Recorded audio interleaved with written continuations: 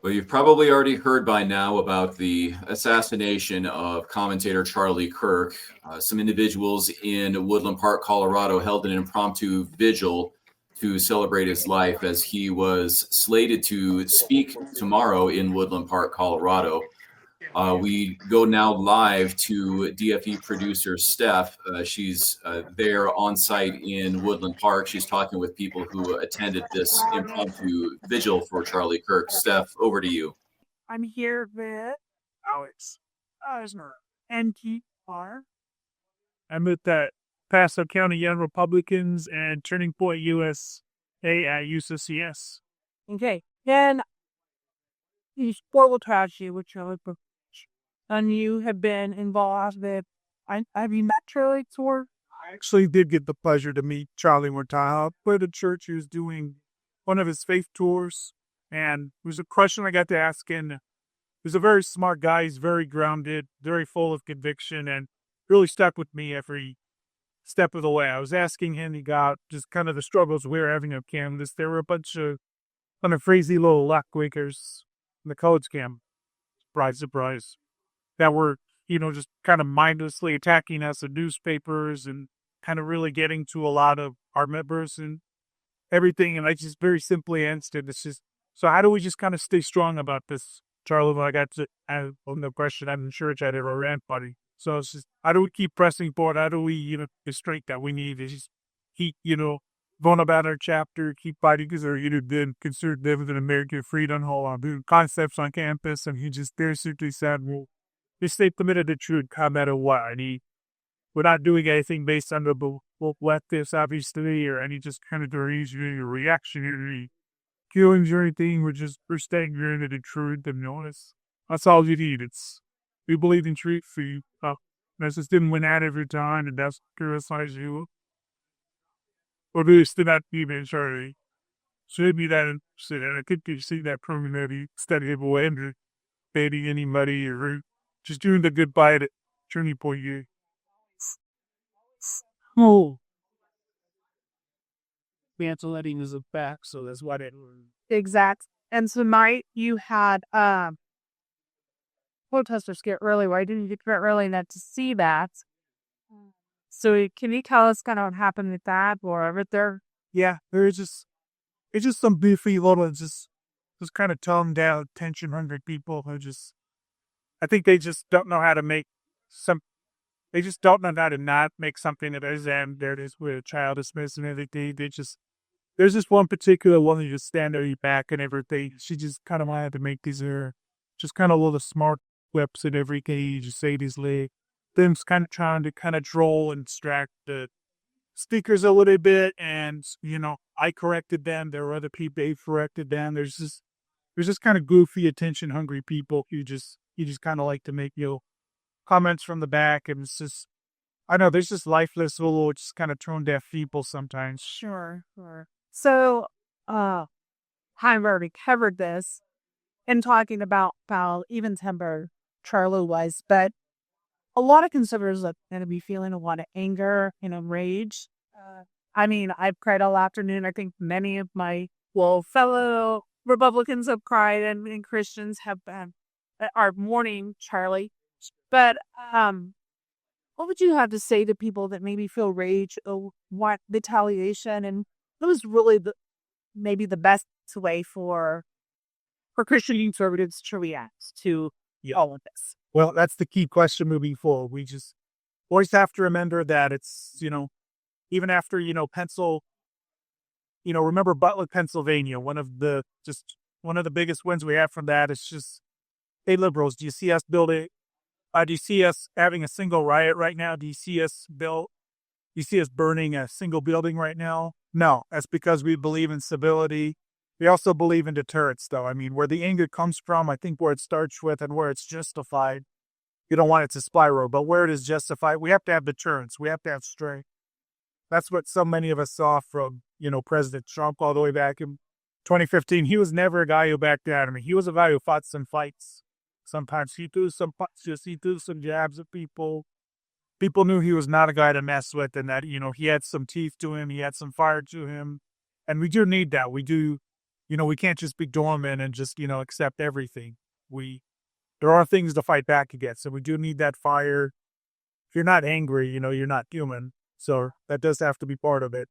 It's not about chaos, though. It's about deterrence. We got to keep our country intact. We have to keep the evil forces at bay, and we use the necessary strength for that. And that's what we channel our anger into, but never chaos. We have purpose behind it, and we know what we're trying to achieve. We also have George Roush with us. Come on over. Yeah, let me not be back with. Yeah. George is Teller County.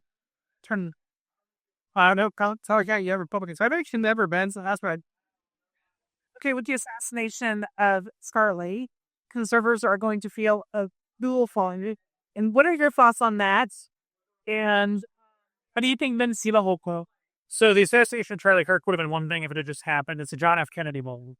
It's one of those moments that is kind of ironically a turning point for the nation. It didn't just happen out of nowhere. It happened on September 10, 2025, after a week of outrage where a young girl was murdered brutally on a subway. This nation has been boiling. Tempers have been high, and you've already been seeing the effects of that. With Charlie's assassination, I think we have, in a sense, as a nation, crossed the Rubicon. There's no going back. What happens after this, I don't know how to describe, but I can tell you one thing. We are going to be a Christian nation. We are going to be a Republican nation. In a matter of seconds, the GOP has its rallying cry and it has its large here. And we're not going to let this get. So for all the young people out there who are looking for something to fight for, they have it now. Because, in a sense, we are at war. Because if you don't care about politics, politics cares about you. And on top of that, we are past the point having these basic conversations and hoping that it goes away. We're now at the point of activism. At this point, the consequence for conversation has become execution. And when execution is the consequence of conversation, there will be no more conversation, only execution. And if we're going to stop that, that is something that we're going to do through activism. There's a lot of Gen Z young men who are ready for that. Young Republican stands ready. Turning Point stands ready. We will accept all of them, and we will put them to law. We're going to take Colorado back. We're going to take this country back, and we're going to build a Christian nation. We're going to build a new America. It's going to be glorious. Awesome. And a question, either one of you can answer this, that I wanted to know. So obviously a change of plans for tomorrow for the Turning Point event. And I believe I heard a rumor that it's going to be a memorial service for him. Is that correct? So, also, you have not been involved in Turning Point, but you have. So what do you think, what is your perception of Charlie and his doing on campus and how that has affected this younger generation?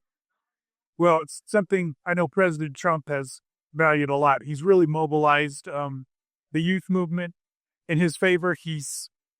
Charlie himself has really given a home to those who have more conservative thoughts, who are people of faith. He just want, good, honest, free market capitalism to take hold, to, practice family values. There's so many young people who believe in that, but there's so much manipulation, so much just mob reactionary kind of astroturf chaos on the left that I think kind of makes them feel alone in that. I think there's just a lot of cultural Marxism that, wants young people to feel alone when they have those just kind of basic, sane traditional values. And Charlie gave them a home, and he mobilized them. He just reminded them that it's okay to be sane. It's okay to be driven by truth. And, we're going to kind of buffer you and help buffer you from the chaos. You're going to have to be in the fight, but you're not alone in that. And he really showed everyone, especially, in the youth, with young Americans that, just those are the honest, organic, truth-driven thoughts that you're having. And we're going to give you a home edge. We're not going to just, let you keep being attacked with that, because some people are power hungry. You want to, destroy truth for everyone else. Okay.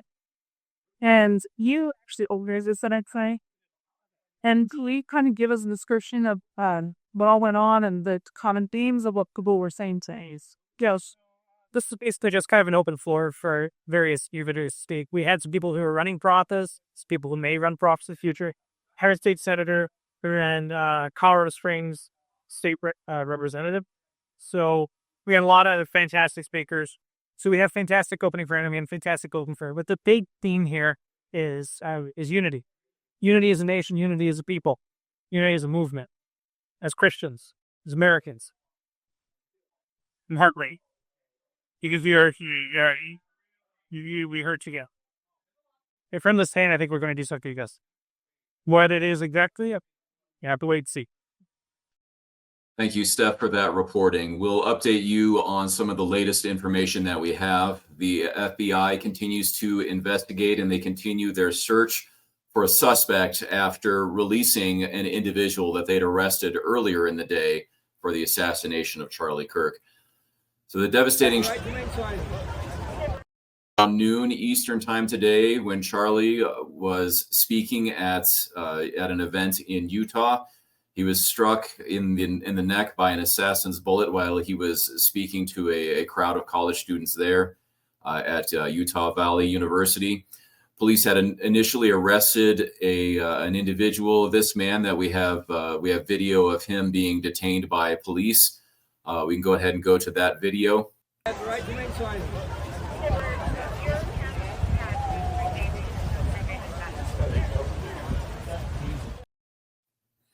FBI Director Kash Patel had announced that they had a suspect in custody, but then later on this evening, around 8:30 p.m., Patel wrote on X that the suspect had been released and that the FBI search is continuing. Our hearts, our prayers go out to Charlie's family, his friends, everyone who knew him.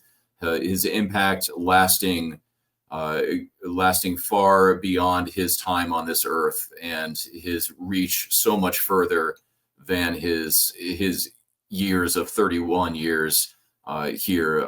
Impacted so many young lives, so instrumental in not only in speaking conservative values to the young generation of college students, but really speaking Christ to that generation as well.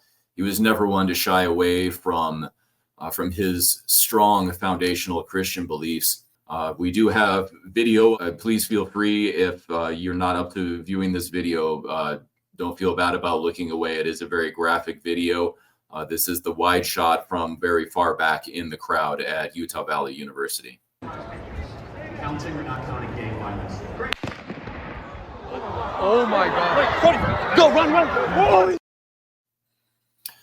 So a lot of questions remain for Turning Points, whether they will continue as an organization. Absolutely, the group, the movement faces a significant turning point now as they lose their founder, Charlie Kirk.